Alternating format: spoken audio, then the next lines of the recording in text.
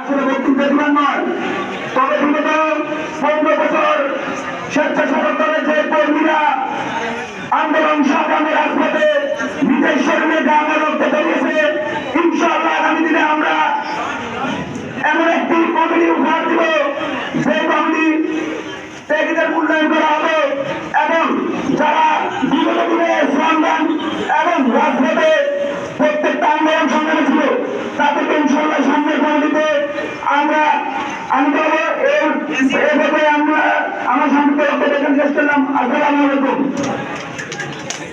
ধন্যবাদ আছেন এই পর্যায়ে বক্তব্য নিয়ে আসছেন মোহাম্মদপুর ইউনিয়ন পূর্বাঞ্চল ছাত্রদলের সাবেক সাংগঠনিক সভাপতি শাসকির উপজেলা স্বেচ্ছাসেবক দলের বিপ্লবী যুগ্ম আহ্বায়ক জনাব মোহাম্মদ মনিরুজ্জামান শুভ। জনাব মোহাম্মদ মনিরুজ্জামান শুভকে মূল্যবান বক্তব্য দেওয়ার জন্য অনুরোধ করছি।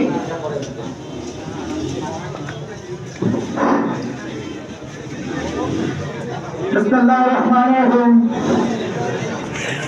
সবাই প্রথমে বাংলাদেশ জাতীয়তাবাদী স্বেচ্ছাসেবক দলের মনোনীত বাংলাদেশ জাতীয়তাবাদী স্বেচ্ছাসেবক দলের 4 কিলোমিটার 5 নং মোহাম্মদপুর ইউনিয়ন পশ্চিম অঞ্চলে আজকের এই কর্মী সম্মেলনে উপস্থিত 4 কিলোমিটার স্বেচ্ছাসেবক দলের সংগ্রামী আহ্বায়ক জনাব ইউসুফ নবী ভাই আর এই মঞ্চে উপস্থিত 4 কিলোমিটার স্বেচ্ছাসেবক দলের সংগ্রামী একদম যুগ্ম আহ্বায়ক জনাব বিজন বন্যা সহ আমাদের 4 কিলোমিটার স্বেচ্ছাসেবক দল, ছাত্র দল এবং আমার সামনে সংস্থান মোহাম্মদপুর ইউনিয়ন পশ্চিম অঞ্চলের বিএনপি ছাত্র দল, যুব দল, স্বেচ্ছাসেবক দল সহ অঙ্গ সহযোগী সহযোগী সংগঠনের নেতৃবৃন্দ, আসসালামু আলাইকুম রহমতুল্লাহ বারাকাতুহু।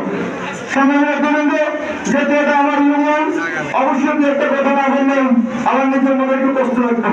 সম্মানিত ছাত্র বন্ধুগণ, আমাদের মাঝে একটি মাত্র কষ্ট, আমরা দীর্ঘ 17 বছর যারা বাংলাদেশ জাতীয়তাবাদী দলের পক্ষে কাজ করতেছিলেন, যে জীবন নির্যাতন সংগ্রামের মুখোমুখি হয়ে 5 তারিখের পরবর্তী ছাত্র জনতার বিরুদ্ধে ছিলেন, এই শাসিরা তুলে নিয়েছিল। তার পরবর্তীতে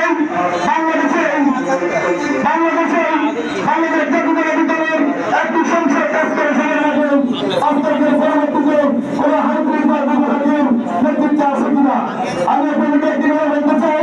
আমাদের উপজেলা নেতৃবৃন্দ যারা আছেন দীর্ঘদিন একটি ইউনিয়ন কোনো কমিটি হচ্ছে না, যত কোনো কমিটি হচ্ছে না, আমরা আশ্বস্ত করতে চাই আমাদের এই কমিটিতে আমরা কোনো হাইব্রিড বিভাগীয় ফাঁকিদেরকে দেবো না।